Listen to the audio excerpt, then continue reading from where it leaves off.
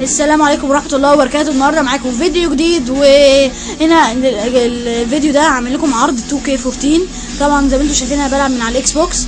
هنا النهارده ومعانا اتنين حريفه قوي للاكس بوكس في المصارعه عموما. هو احرف اتنين مصارعه شفتهم في حياتي. معانا يوسف راشد ويحيى راشد.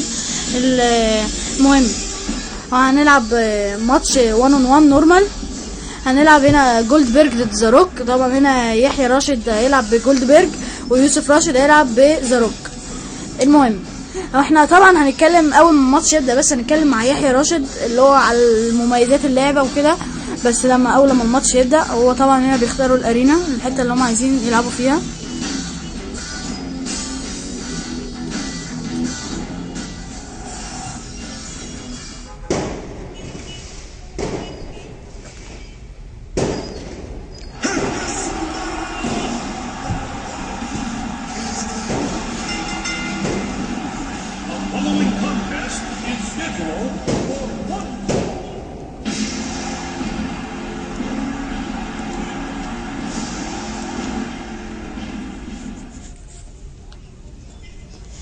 انت يا يحيى ازيك النهارده؟ دلوقتي هنبدا نتكلم مع يحيى راشد. ازيك يا يحيى النهارده؟ الحمد لله. بقول لك يا يحيى، انت بتستمتع بلعب 2K لعبه 2014 من المصارعه 2014 من شركه 2K؟ ليه بقى؟ ايه قول لي ايه اسبابها وعيوبها، ولا هي كلها اسباب بس وما فيهاش عيوب، ولا هي كلها عيوب وما فيهاش اسباب؟ لا هي فيها هي كلها مميزات. ايوه بس فيها عيب واحد بس، اللي هو ايه بقى يا يحيى؟ ان مثلا في راس المانيا 1 او راس المانيا 1 او راس المانيا في التاريخ هي الشاشه بتبقى مشوشه قوي، كانك بتصور بكاميرا قديمه جدا. يعني عشان يحسسوك ان انت لسه في زمان يعني. أيوة. لسه لما الكاميرا ما كانتش حلوه زي دلوقتي. ايوه.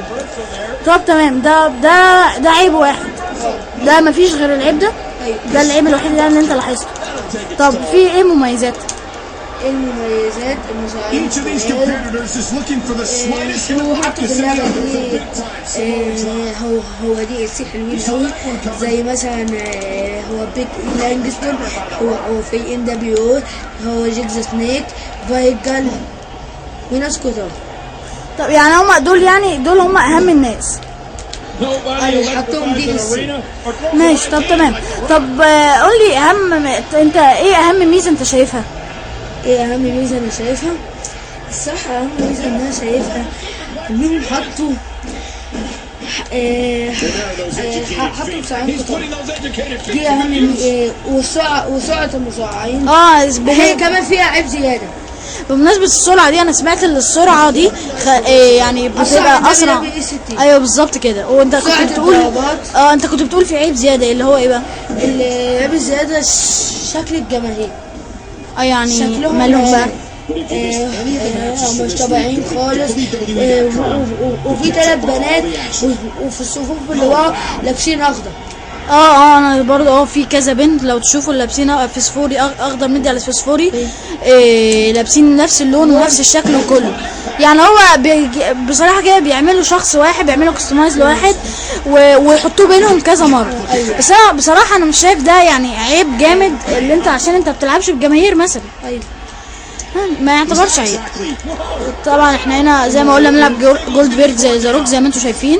والحلبة بتاعت المنيا ست دي برضه من مميزاتها. انا برضو هو يحيى قال لي اللي هو في هنا كل راس المنيا من 1 لحد 30.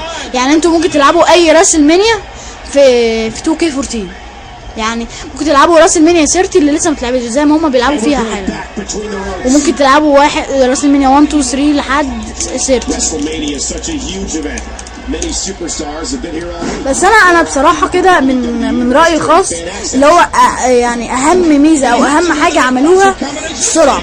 انا لما لعبتها لاحظت سرعه كبيره. لا جايز يحيى عنده راي تاني. فيها حاجه برضه حلوه قوي، رسم سيتيز اوف راس المنيا. ماشي، ما انا قلنا دي ماشي، دي حلبات حتى ممكن تبقى تعملها كوستيوم. سيتيز اوف الماتشات اللي في 30 سنه بتلعب الماتشات اللي بين 30 سنه في راس المنيا. طب والله دي حاجه جامده قوي. بس انا برضو قصدي وجاست لايك مود. ماشي، انا قصدي برضو اللي هو السرعه دي هي بين حاجة حلوة أوي. هي اللي في ال 30 سنه برضو دي بتلعبها، دي جامده برضو. ايوه وفي حاجة اسمها ذا ستايل. ده اللي هي بتعمل ايه بقى؟ ذا ستايل دي بتاعت زي اندرتيكر. هو دي في ذا ستايل، هو تشوف اندرتيكر هزم مين في حياته. وفوتو بقى والصور وفيديو طبعا جايبين له فيديوهات. وفي ميشو مان راندي سافاج واثنين هالك هوجن هوليوود هالك هوجن العادي او هالك هوجن العادي. طب انا الصراحه هي عجباني قوي دي. هي دي الصراحه اول ما نزلت جبتها على طول.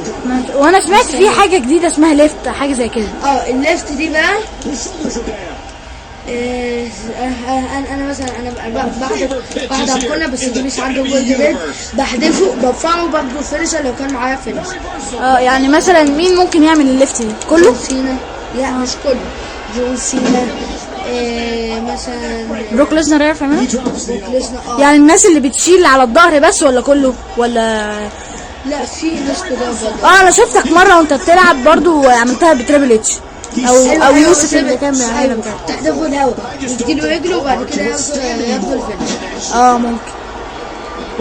طب يلا كده دلوقتي هي دي برضه حاجه جديده في اللعبه ما حصلتش قبل كده.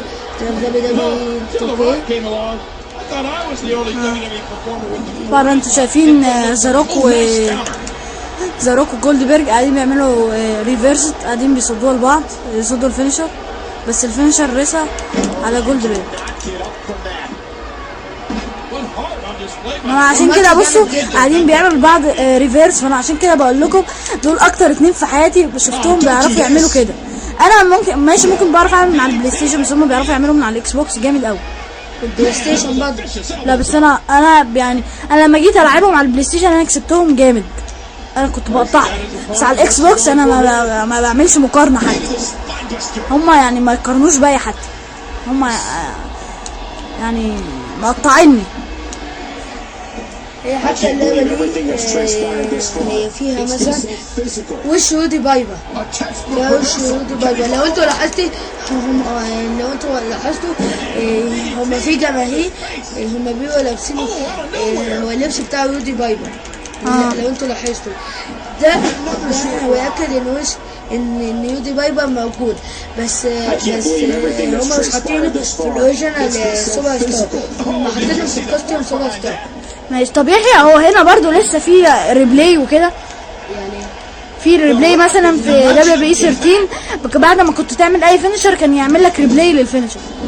هنا شالوها ولا موجوده لسه؟ بس انا شفتكم لما كنت تعملوا فينشر ما كانش فيه ريبلاي. انا بيبقى فيه ريبلاي بعد الماتش بس. لا مش ريبلاي بعد الماتش، للفينشرات اللي بتبقى جنبي. اللي هي او اللي بتبقى على طول دي.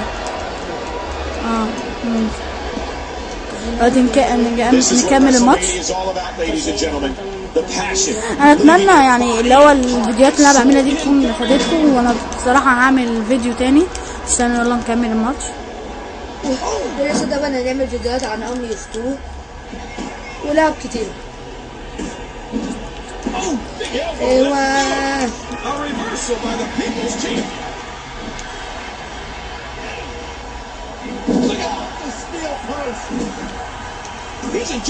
عايز تقول حاجه يا يحيى برضو في اللعبه دي؟ عايز اقول حاجه اللعبه دي مثلا هي فكره جون سينا، هي كانت نازله على الموقع عامله زي فكره 2013. قول تاني كده ما فهمتش. فكره جون سينا اما نزلت على موقع WWE 2K هي كانت عامله زي دخلة 2013، بس في اللعبه بقى عامله دخله جديده بالظبط. وحتى لو تلاحظوا دلوقتي هو عملوا حاجه جديده برضه في اللعبه دي. ان انت هو تصمم شكل الواحد وهو بيخش، يعني مثلا جون سينا شكل يحيى ممكن يكسب. يعني جون سينا